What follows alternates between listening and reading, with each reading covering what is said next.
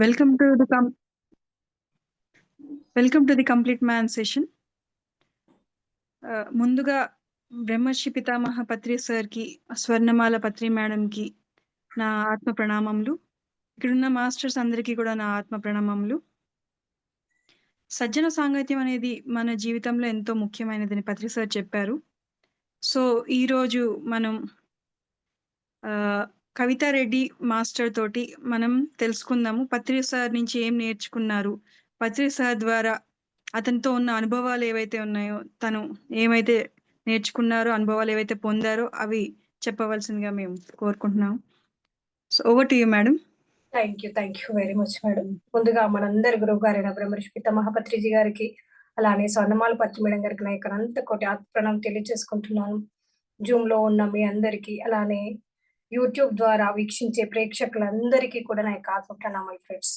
So Patriji గారి గురించి తెలుసుకుంటే మన లైఫ్ ఏ విధంగా ఉంటుంది, ఎంత అద్భుతంగా ఉంటుంది అంటే చక్కగా ఎప్పుడు ఆనందమే ఉంటుంది.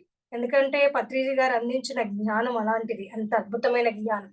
ప్రతి ఒక్కరికి, చదువుకున్న వారికి, చదువుకోని వారికి, అలానే పెద్దవారికి, చిన్నవారికి అందరికి అర్థమయ్యే రీతిలో చక్కగా ఆధ్యాత్మిక జ్ఞానాన్ని మనందరికీ కూడా అందించారు. సో 5 ఫింగర్స్ తోనే ఎంతో జ్ఞానం అందించారు. ఆత్మ అంటే ఏమిటి, మనస్సు అంటే ఏమిటి, బుద్ధి అంటే ఏమిటి, ఇహలోకం అంటే ఏంటి, పరలోకం అంటే ఏంటి. సో ఇవన్నీ విషయాలు మనము ఆధ్యాత్మికత అనుకున్న భావంలో జీవించే వాళ్ళం, భక్తి మార్గంలో ఉండి ఆ పూజలు చేస్తూ నోములన్నీ ఎన్నో నోములు నోస్తూ, ఎన్నో పూజలు, ఎన్నో యాగాలు, ఇవన్నీ చేస్తూ అదే భక్తి, అదే ఆధ్యాత్మిక మార్గం అనుకున్నాం.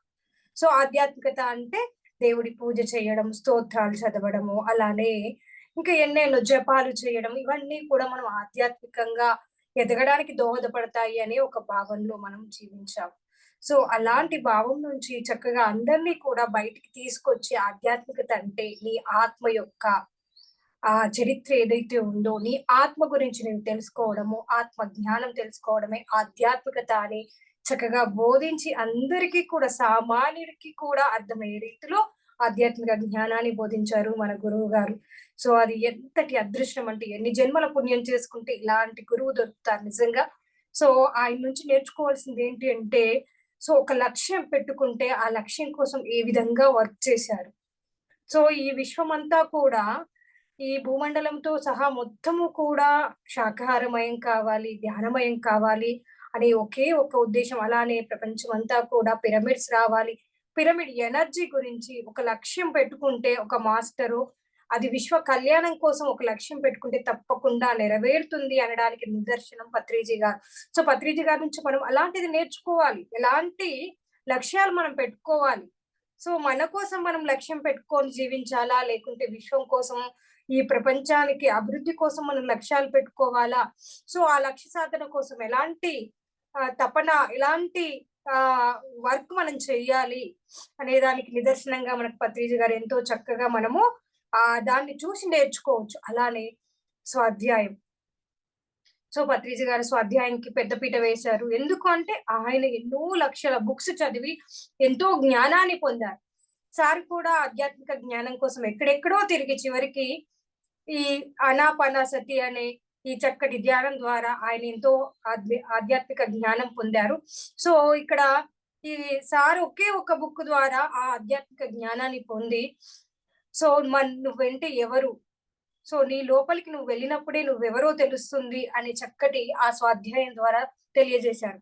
అంటే స్వాధ్యాయానికి ఎంత పెద్దపీట వేశారు సారు అంటే, బుక్స్ చదవాలి అని అంటే పత్రిజీ లాగా మనము. సో పత్రిజీ గారిని ఎప్పుడైతే మనము ప్రేరణగా తీసుకున్నప్పుడు ఆయన 1,00,000 బుక్లు చదివినప్పుడు ఒక 10 బుక్స్ అయినా మనకు ఉపయోగపడేవి చదవలేమా అనే జ్ఞానం మనకి కలగాలి. సో అలాంటి ప్రేరణ అనేది నేను పొందాను మేడం. ఎందుకంటే ఒక వ్యక్తికి ఒక బుక్ ఏ విధంగా ఉపయోగపడుతుంది అనడానికి సారు యొక్క జీవితం ఏ విధంగా టర్న్ అయింది ఆ బుక్ ద్వారా. సో ఆ బుక్ ద్వారా తను ఏ విధంగా ఆధ్యాత్మికంగా ఎదిగిన తర్వాత నా తోటి వారిని కూడా ఇంత అమాయకంగా ఎక్కడో మూర్ఖంగా జీవిస్తున్నారు, వీళ్ళందరినీ కూడా బయటికి తీసుకురావాలి అనే ఉద్దేశంతో చక్కగా సారు అందరికీ కూడా ఈ ధ్యానం గురించి పరిచయం చేయడము, అలానే పిరమిడ్ ఎనర్జీ గురించి తెలియజేయడము, ఎన్నో ఎక్స్‌పెరిమెంట్స్ చేసి ఆ జ్ఞానాన్నంతా కూడా మనకి చక్కగా అవపోసన పోశారు సార్. సో, అంటే చూడండి ఇక్కడ మనకి ఏమర్థమవుతుంది అనంటే, ఒక పుస్తకం అనేది మనలో ఎన్ని మార్పులను తీసుకొస్తుంది అనడానికి చక్కటి ఉదాహరణ మనకి పత్రిజీ గారిని తీసుకోవచ్చు. అంతకుముందు మామూలు జీవితమే సార్‌ది కూడా. మనలానే ఉన్నారు. మనలానే చక్కగా ఉద్యోగం చేసుకుంటూ ఎన్నో పనులు, అలానే కుటుంబ పోషణ ఇవన్నీ చూసుకుంటూ ఉన్నారు. సడెన్‌గా ఆ మార్పు అనేది ఏ విధంగా కలిగింది? సో, ఒక బుక్ చదవడం ద్వారా. అందుకోసమే సార్ ద్వారా తెలుసుకున్నది ఏంటంటే, నేను ఇన్‌స్పైర్ అయింది ఏంటి అంటే, సో బుక్స్ చదవడం వల్ల మనలో మనము ఎలా మార్పు జరుగుతుంది, ఆధ్యాత్మికంగా ఎలా ఉన్నతీకరించబడతాము అనడానికి చక్కటి ఉదాహరణగా మనం పత్రిజీ గారిని తీసుకోవచ్చు. అలానే ఆయన యొక్క జీవితం ఆయనే సో, మనం అనుకుంటూ ఉంటాం మనకి అన్ని సౌకర్యాలుంటాయి చక్కగా. సో, అన్ని సౌకర్యాలున్నా కానీ మనం ఏం చేస్తూ ఉంటాము, సో సోమరిగా ఉంటూ ఆధ్యాత్మిక జ్ఞానం తెలిసినా కానీ అందరికి తెలియజేయాలంటే ఒక బద్ధకం అనేది మనలో మొదలవుతుంది. కానీ పత్రి సార్ అక్కడ పూరి గుడిసెలో అయినా కానీ, నేల మీద పడుకొనైనా కానీ ఒక్క వ్యక్తికి ధ్యానం నేర్పించడానికి గంటలు గంటలు వేచి ఉండి, చక్కటి జ్ఞానాన్ని అందరికీ బోధించడానికి రెడీగా ముందుగా ఉన్నారు. అంటే అంతటి గురువే అలా ఉన్నప్పుడు మరి మనమెలా? మనము కూడా మనకింత సౌకర్యాలు ఇప్పుడు ఎంతో చక్కగా జూమ్ వచ్చింది. జూమ్ ద్వారా ఎన్నో కార్యక్రమాలు జరుగుతుంది. ఆధ్యాత్మిక జ్ఞానాన్ని మనం అందరికి పంచడానికి చక్కగా వీలుగా ఉంది.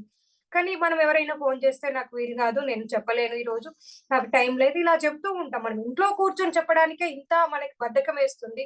కానీ పత్రి సారు ఊరూరు తిరిగి సో, అక్కడ సౌకర్యాలు లేకున్నా కానీ సో, గంటలు గంటలు ఒక వ్యక్తికి కోసమని గంటలు గంటలు వేచుండి వారికి ధ్యానం నేర్పించారు. సో, మనము ఎలా ఉండాలి అంటే పత్రి సార్‌ని ఇన్‌స్పైరింగ్‌గా తీసుకొని, మనం ఇంట్లో కూర్చొని చక్కగా చేయొచ్చు కదా! మనకిట్లాంటి అవకాశాలొస్తున్నాయి.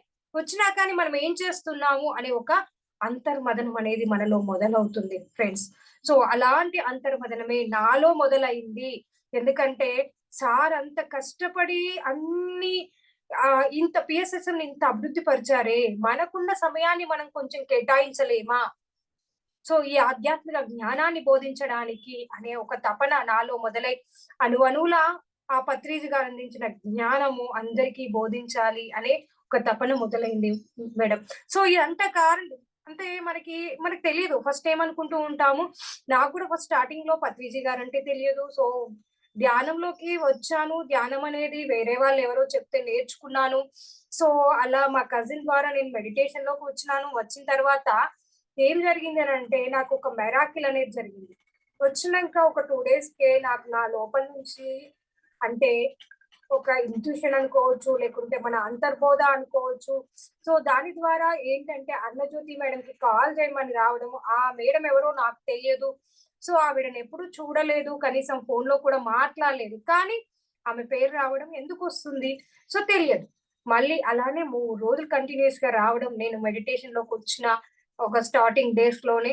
సో, అలా ఆ మేడం నంబర్ తీసుకోవడం, తీసుకొని మేడంకి కాల్ చేయడం, కాల్ చేసి నాకు ధ్యానం నేర్పించండి అని చెప్పి అడగడం, మేడం ధ్యానం నేర్పించడం ఇవన్నీ కూడా ఎలా అంటే మనని ఒక వేలో తీసుకెళ్ళడానికి ఆ గురువు అంటే మనకి సమయం ఆసన్నమైనప్పుడు ఆ గురువు అనేవారు కనెక్ట్ అవుతారు అనడానికి ఇదొక చక్కటి ఉదాహరణగా నేను తీసుకున్నాను. సో, అలా తీసుకున్నప్పుడు అలా నేను ఆ మేడం ద్వారా మెడిటేషన్ నేర్చుకొని చక్కగా వాళ్ళ జూమ్‌లోనే ప్రతి నిత్యము కూడా అంటే నేను 2020 లాక్‌డౌన్ టైమ్‌లో మెడిటేషన్‌లోకొచ్చాను. వచ్చిన తర్వాత సో, అప్పుడనుకున్నాను ఏంటి ఈ అప్పుడు తర్వాత తెలిసింది పత్రిజ గారి నుంచి ఈయనకింత ప్రియారిటీ ఎందుకిస్తున్నారు? ఆయనేంటి కాషాయ వస్త్రాలు వేసుకోలేదు. సో, ఒక ఋషిలాగా లేడు. ఒక యోగిలాగా లేడు. అయినా ఈయనకింత ప్రియారిటీ ఇస్తున్నారేంటి అని స్టార్టింగ్‌లో అనిపించేది. సో, మనం ఎందుకంటే మనం భక్తి మార్గంలో ఉన్నాం కాబట్టి, భక్తి మార్గంలో ఉన్నప్పుడు సో, భక్తి మార్గంలో ఎలా ఉంటుంది అనంటే, ఒక ఆధ్యాత్మిక జ్ఞానం బోధించే వాళ్ళు ఏ విధంగా ఉండాలి. సో, ఎలా ఉండకూడదు అనే ఒక ఫీల్ అనేది మనకి ఫస్ట్ నుంచి కూడా మన సమాజం ద్వారా మనకందింది. సో, మనం అలానే మనము ఊహించుకుంటూ ఉంటాము. అలానే ఉండాలి ఒక గురువు అంటే అనుకుంటూ ఉంటాం. సో, అలాంటి సమయంలో ఒకానొక రోజు నేను కూడా జూమ్‌లో హ్యాండ్ రైజ్ చేయడము, సారొచ్చిన రోజు మాట్లాడదామని సో, అలా సార్ పిలవడము, పిలిచినప్పుడు నేను మాట్లాడడం జరిగింది. సో, మాట్లాడినప్పుడు నోటి నుంచి మాటలొస్తలేవు. అంతసేపు సార్ గురించి ఏమేమో అనుకున్నాను. కానీ అక్కడికెళ్ళేసరికి నోటి నుంచి మాట లేదు. ఒకటే దుఃఖం లోపల నుంచి. అంటే ఒక గురువు కరెక్ట్ టైంకి మనకి కనెక్ట్ అయినప్పుడు మన లోపల ఉన్న ఆ లోపాలు ఏవైతే ఉన్నాయో అవన్నీ కూడా క్లీన్ అయిపోతాయని నాకు అర్థమైంది. సో, అప్పటి నుండే నేను అనుకున్నాను ఏంటి నేను మాట్లాడాలి కదా! ఇలా ఏడుస్తున్నాను అని అనిపిస్తుంది కానీ నోటి నుండి మాట రావట్లేదు. సో, అలా నేను చెప్పాను పత్రిజీ గారికి. మిమ్మల్ని చూస్తే నాకు బాబాని చూసినట్టు అనిపిస్తుంది. సాయిబాబాని నేను సాయిబాబా భక్తురాలిని. సో, అలా నేను చెప్తూ ఉన్నాను సార్‌కి. సో, అంటే మూర్ఖపు స్థితిలో మనం అప్పుడు ఉన్నాము. మనకి తెలియదు. అప్పుడు ధ్యానానికొచ్చి ఒక 1 మంత్ కూడా కాలేదు. మనకి ఒకటే మనం ఏది నమ్ముకున్నాం ఫస్ట్ నుంచి సాయిబాబా అంటే ఇష్టం. సాయిబాబాని నమ్ముకున్నాం కాబట్టి మనకి సార్‌ని చూడగానే బాబాలాగా అనిపిస్తున్నారు.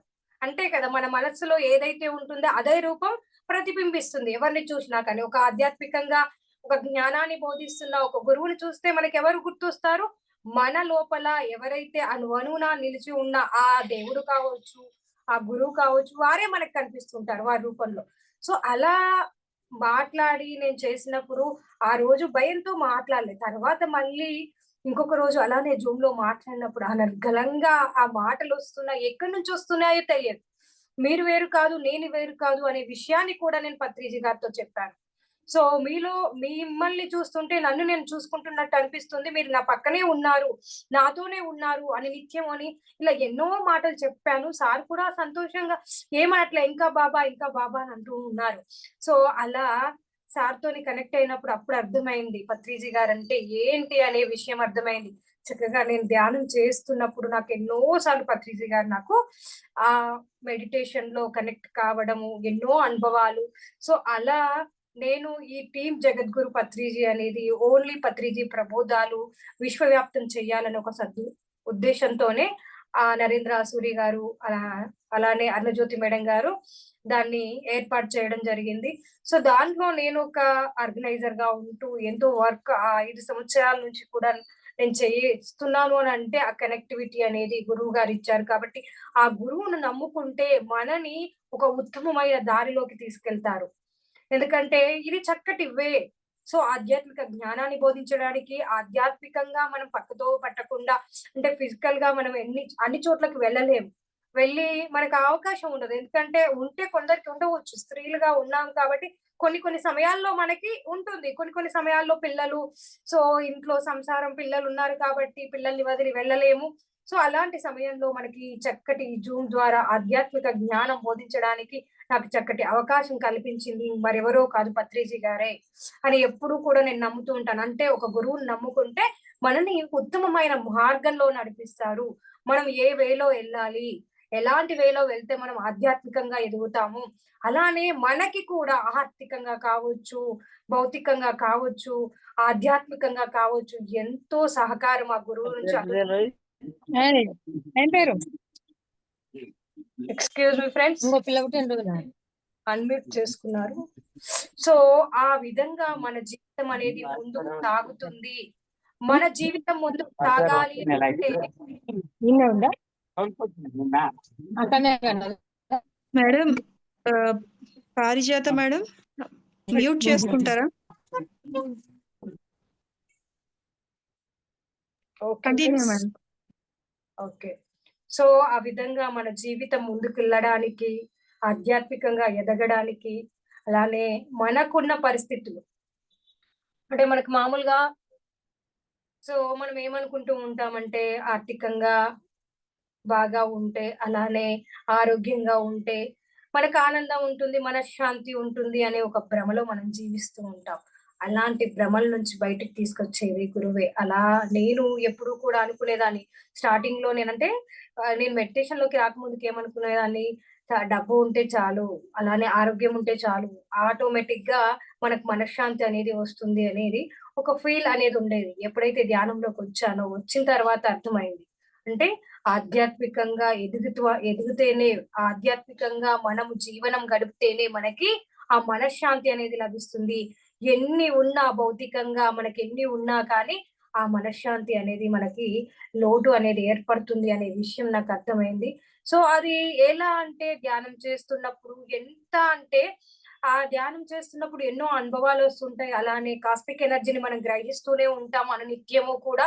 సో, అలా కాస్మిక్ ఎనర్జీ మనలోకి ఎంటర్ కాగానే ఆ ఆనందము, సో ఆ దుఃఖం నుంచి మనము బయట పడగలుగుతాము. సో నేను అనుకునేదాన్ని. సో పత్రిజీ గారు ఎన్నో అంటే లాస్ట్‌కి తను బాడీ వెకేట్ చేసేటప్పుడు సారు ఎన్నో కష్టాలు పడ్డారు. సో అప్పుడు నేను అనుకున్నాను ఈయన గురువు కదా! ఈయనకి ఇంతటి ఆత్మజ్ఞానం ఉంది కదా! ఈ శరీరాన్ని ఇంత కష్టపెట్టడం ఎందుకు? ఆయనకి అన్నీ తెలుసు కదా! మరి ఈ శరీరాన్ని చక్కగా ఆయన ఉపయోగించుకోవచ్చు కదా! అని ఒక ఈ ఏంటంటే ఒక ఫీలింగ్ ఉండేది. కానీ ఎప్పుడైతే పత్రిజీ గారి యొక్క ప్రశ్నావళి అనేది మనకి ఒక బుక్ ఉంది. దాంట్లో సో మనకి ప్రతి నెల కూడా ధ్యాన జగత్తులో కూడా వస్తుంది. ఎన్‌లైట్‌మెంట్ అవర్ అని దాని గురించి ఒక జ్ఞాని అడుగుతారు. ఏమని అంటే, సార్ ధ్యానం చేస్తున్నారు. అయినా కానీ బీపీ, షుగర్ లాంటి ఆ రోగాలు తగ్గట్లేదు. ఎందుకు అని అడిగినప్పుడు, సో 2 రకాల రోగాలుంటాయి. ఒకటేమో కర్మానుసారం రోగాలు తెచ్చుకుంటాము. ఇంకొకటేమో మన ఇచ్ఛాపూర్వకంగా రోగాలు తెచ్చుకుంటూ ఉంటాము. ఎందుకంటే ఆ రోగాల ద్వారా మనము నిరూపించడానికి ఏంటంటే ఈ శరీరము మనము ఇదే శాశ్వతమైంది. సో ఈ శరీరం కోసమని మనము కష్టపడుతూ అంటే ఈ శరీరాన్ని సుఖపెడుతూ ఎంతో సంతోషపెడుతూ ఆ జీవనం గడపడం కాదు.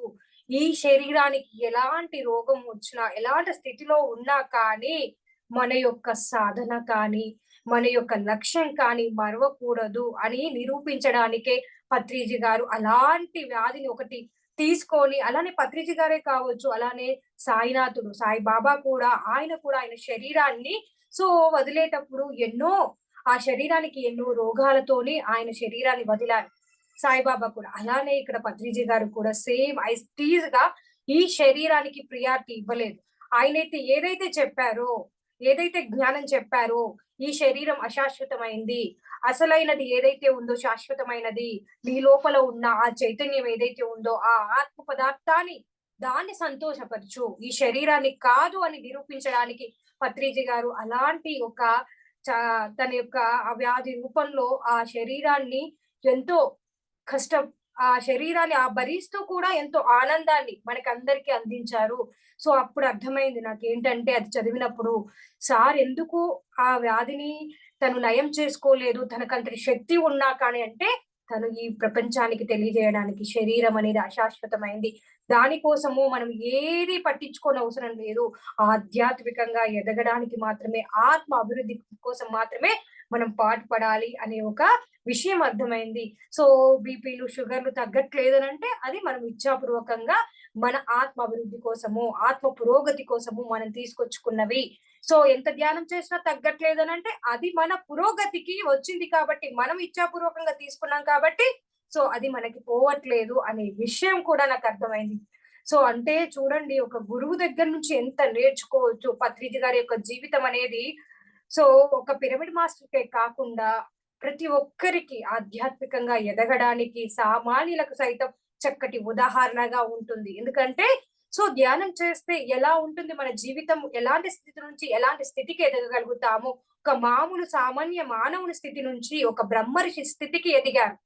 సో ఇంతమంది ఒక 40 దేశాలు అనుకుంటాను. ఆ అన్ని దేశాల్లో పిఎస్ఎస్ సో విస్తరించింది. అలానే ఎంతో మంది పత్రిజీ గారిని ఇప్పటికీ కూడా సో ఆరాధిస్తూ చక్కటి ఆయన జ్ఞానాన్ని అందరికీ బోధిస్తూ చక్కగా ధ్యానం చేస్తూ ఈ శ్వాస మీద ధ్యాస అనే ఆ ధ్యానం గురించి అందరికీ ప్రచారం చేస్తున్నారు అనంటే ఆయన ఒక రోల్ మోడల్ గా ఉండి సో అందరికీ కూడా ఎగ్జాంపుల్ గా ఉండి ఆయన జీవితం అనేది ఒక రోల్ మోడల్ గా ఉంది. ఎందుకంటే ఎలా జీవించాలి, ఎలా జీవించకూడదు, ఎలా ఉండాలి ప్రతి ఒక్కరికి ప్రియారిటీ ఇచ్చారు సార్. ఎందుకంటే ఒక చదువుకున్న వాళ్ళు కావచ్చు, చదువు లేని వాళ్ళు కావచ్చు, పేదవాళ్ళు కావచ్చు, గొప్పవాళ్ళు కావచ్చు, ధనికులు కావచ్చు, అందరికీ కూడా ప్రియారిటీ ఇచ్చారు. అందరితో చక్కగా ఒకే విధంగా మాట్లాడేవాళ్ళు. అలానే ఆయన చూసేది వారి యొక్క ఆత్మస్థితిని. అంతేకాని వారి యొక్క భౌతిక స్థితి కాదు. వారి యొక్క ఆ శరీర స్థితి కాదు. స్థితి అంటే శరీరం అందంగా ఉందా, అందహీనంగా ఉందా అది కాదు చూసేది. ఆత్మ స్థితిని చూసి వారిని ఎంతో ఆనందంగా, ఆత్మీయంగా ఆలింగనం చేసుకునేవాళ్ళు. అంటే అక్కడ స్త్రీయా, పురుషుడా అని కాదు. అక్కడ ఉన్నది ఆత్మస్థితిని చూసేవాళ్ళు. సో అంటే మనం అనుకుంటూ ఉంటాము. సో అంతకుముందు మనం ధ్యానంలోకి రాకముందుకు గురువులు ఇలా ఎందుకు ఉంటారు అని అనుకునే వాళ్ళం. కానీ గురువు చూసేది ఏంటిది? సో గురువు ఒక ఆత్మని అక్కడ ఆత్మ ఏ విధంగా ఉంది, ఏ విధంగా ఆ ఆత్మని మనము ముందుకు తీసుకెళ్ళొచ్చు, ఎలాంటి కార్యక్రమాలు ఆ ఆత్మకిస్తే ఇంకా ముందుకి ఆ ఆత్మ పురోగతి అనేది జరుగుతుంది. సో దాని జన్మ లక్ష్యం తెలియదు, ఎందుకు వచ్చారో తెలియదు. ఆ జన్మ లక్ష్యంలో మనని ముందుకు తీసుకెళ్ళాలి అని అంటే ఒక గురువుకి మాత్రమే సాధ్యం అవుతుంది. పత్రిజీ గారు చెప్పారు, నేను గురువును కాదు మీకు, నేను ఒక మీ ఫ్రెండ్ అని చెప్తారు ఎప్పుడూ కూడా. ఎందుకంటే ఒక ఫ్రెండ్ లాగా ఉన్నప్పుడు ఇది బాగా నచ్చింది నాకు పత్రి సార్ దగ్గర. ఎందుకంటే ఒక గురువు దగ్గర మనం అన్ని చెప్పలేం, గురువుతో క్లోజ్ గా మనం మూవ్ కాలేం. సో గురువు దగ్గరికి పోతే మనం భయంతో ఉంటూ ఉంటాం ఎప్పుడు కూడా. కానీ పత్రిజీ గారి దగ్గర నేను జూమ్ లో మాట్లాడినప్పుడే నేను అనుభవపూర్వకంగా అనుభవించాను. ఎలా అంటే ఒక ఫ్రెండ్ తో మాట్లాడితే ఎలాంటి ఫ్రీనెస్ అనేది ఉంటుందో, సో పత్రిజీ గారితో మాట్లాడితే అలాంటి ఫ్రీనెస్ ఇచ్చారు. కాబట్టి సో మనమందరము కూడా అందరితోని మనము మింగిల్ అయినప్పుడు ఏ విధంగా ఉండాలి, నేను గొప్ప, నేనే పెద్ద, నేనే చక్కగా జ్ఞానాన్ని బోధిస్తున్నాను అనే ఒక ఫీల్ లేకుండా అందరితో కూడా ఈక్వాలిటీగా ఉండే విధంగా మనం తీర్చిదిద్దారు. సో అలాంటి చక్కటి లక్షణం అనేది పత్రిజీ గారి నుంచి ప్రతి ఒక్కరూ నేర్చుకోవచ్చు. ఎందుకంటే మైత్రీ భావము ఏ విధంగా చూపించాలి అందరికి. అలానే నాట్ ఓన్లీ మానవులు, ప్రతి జీవి దగ్గర సార్ అదే విధంగా ఉండేవారు. ఆయన యొక్క జీవితం అనేది ఒక తెరిచిన పుస్తకం. ఎందుకంటే మనము భౌతికంగా ఎలా ఆలోచించాలి, ఎలా చూడాలి, ఎలా మాట్లాడాలి, సో పెద్దవాళ్ళతోనే ఎలా ఉండాలి, మన నోటి నుంచి మాట వచ్చేది ఏ విధంగా ఉండాలి, అలానే మన ఆలోచన విధానం ఏ విధంగా ఉండాలి, ఏ విధంగా ఉంటే మనము సో మన యొక్క ఆలోచన అనేది ఈ ప్రపంచంలోకి ఎలా వెళుతుంది, ఇలాంటి అనేక అంశాలను ఎంతో చక్కగా ఎన్నో కాన్సెప్ట్ రూపంలో బోధించారు. సో బుద్ధిని పెంచుకోమని చెప్పారు, బుద్ధుడిలా నడుచుకోమన్నారు. సో ఆధ్యాత్మిక ప్రగతికి మనకి ఎన్నో కష్ట నష్టాలు, అవమానాలు అవన్నీ కూడా ఆధ్యాత్మిక ప్రగతికి మనకి ఎంతో దోహదపడతాయని చెప్పారు. అలానే తెలిస్తేనే మోక్షము, తెలియకుంటే బంధం అని చెప్పారు. ఏం తెలిస్తే మోక్షం, ఏం తెలియకుంటే బంధం, మోక్షం అంటే ఏంటి, బంధం అంటే ఏంటి. సో అలానే సజ్జన సాంగత్యంకి ఉన్న ఇంపార్టెన్స్ గురించి వివరించారు. సో మనము ఆధ్యాత్మిక ఒక దారిలో ఉన్నాం, తోవలో ఉన్నాం. కానీ అది మనము ఎప్పుడైతే సజ్జన సాంగత్యం చేయనప్పుడు ఏం జరుగుతుంది? సో మనము ఈ కుటుంబంలో కావచ్చు, సమాజంలో ప్రాపంచికంగా ఉన్న వాళ్ళతో కలిసి జీవనం చేస్తున్నప్పుడు ఏం జరుగుతుంది?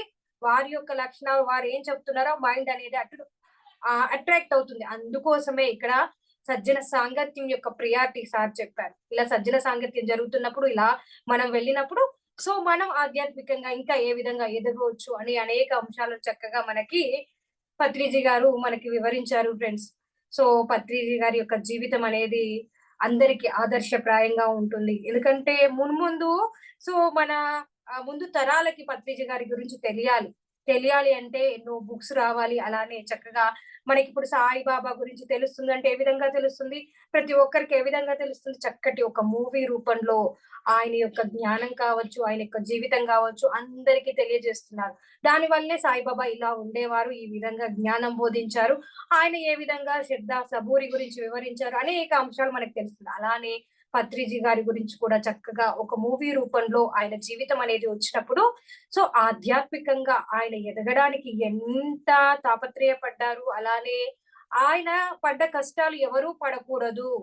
సో ఆయన ఎన్నో సొసైటీ తిరిగి చివరికి ఆనాపానసతి అనే ఆ బుద్ధుడు బోధించిన జ్ఞానాన్ని ప్రతి ఒక్కరికి అందించాలి అని ఆయన తెలుసుకొని మనందరికీ అందించారు.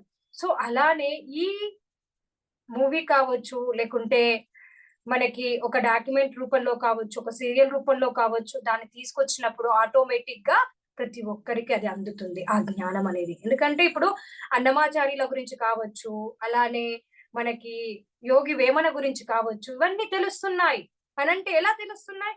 చక్కగా మనం మూవీస్ చూస్తున్నాము, సీరియల్స్ చూస్తున్నాము. ఆది శంకరాచార్యుల గురించి తెలుస్తుంది అని అంటే సో అందరూ బుక్స్ చదివి, వేదాలు చదివి ఆ జ్ఞానాన్ని పొంది వారి గురించి తెలుసుకోవట్లేదు కదా. సో వాళ్ళంతా కూడా తెలుసుకుంటుంది ఎలా? చక్కగా ఈ సినిమాలు, సీరియల్స్ రూపంలో వచ్చిన ఆ జ్ఞానాన్ని ఆకలింపు చేసుకొని ఎంతో మంది కూడా ఆ భక్తి మార్గంలోకి వచ్చారు. సో అలానే ధ్యాన మార్గంలోకి కూడా ఎంతో మంది వస్తారు. ఇది ఇన్స్పైరింగ్ గా ఉంటుంది ప్రతి ఒక్కరికి కూడా పత్రిజీ గారి యొక్క జీవిత చరిత్ర అనేది. ధ్యానం గురించి ఏ విధంగా ధ్యానం చేయాలి, ఆనాపానసతి ఎందుకు చేయాలి అంటే ప్రతి సామాన్యుడికి అందాలి అని అంటే ఇప్పుడు ఎన్నో రకాల ధ్యానాలు ఉన్నాయి. అవన్నీ కూడా కష్టతరంగా ఉంటుంది, శరీరాన్ని కష్టపెట్టే విధంగా ఉంటాయి. అవన్నీ కూడా సామాన్యుడు చేయలేడు. కాబట్టి సామాన్యునికి అనుకూలంగా ఉండేది ఏదైతే ఉందో ఆయన యొక్క గురువు గారైన సదానంద యోగి గారు ఆ విషయాన్ని విశ్వవ్యాప్తం చెయ్యాలనే ఉద్దేశంతో ఈ భూమి మీదకి వచ్చారు.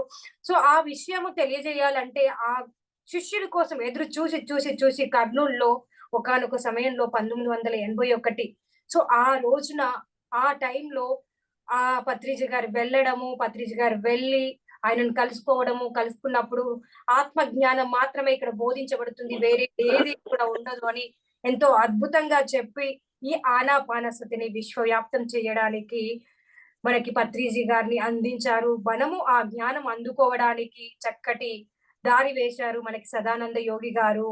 ఇదంతా కూడా కాకతాళీయం కాదు. ఎందుకంటే మనకి సమయం ఆసన్నమైంది. కాబట్టి ప్రతి ఒక్కరూ ఈ జ్ఞానం తెలుసుకోవాలి. బ్రహ్మజ్ఞానం అంటే ఏంటి? ఆత్మజ్ఞానం అంటే ఏంటి?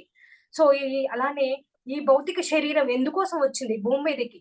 ఈ భౌతిక శరీరం తీసుకొని ఎందుకు వచ్చాము? మనం ఏ స్థితిలో ఉన్నాము? ఎలా ఎదగాలి? ప్రతి జీవి కూడా భూమి మీదకి ఎందుకు వస్తుంది? ప్రతి జీవి కూడా భూమి మీదకి ఎందుకు వస్తుంది?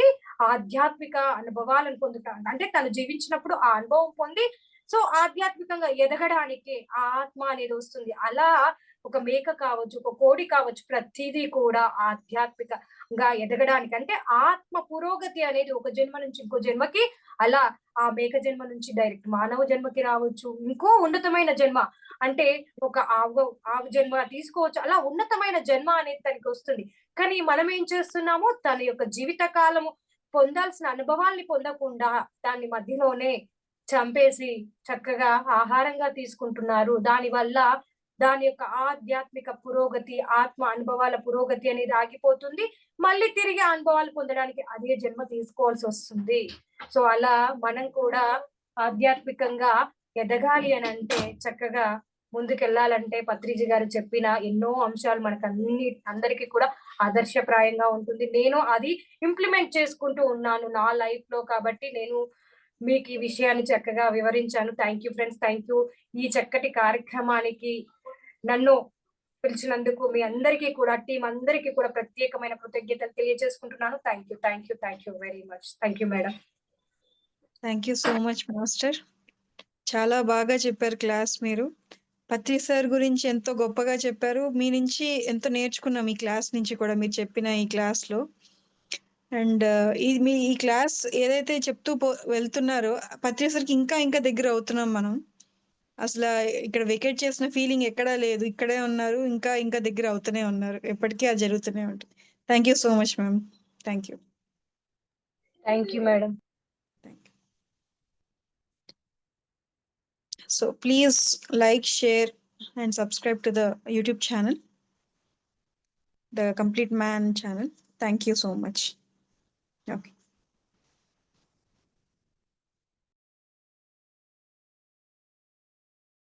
ఓకే మేడం, నేను లీవ్ అవుతున్నాను.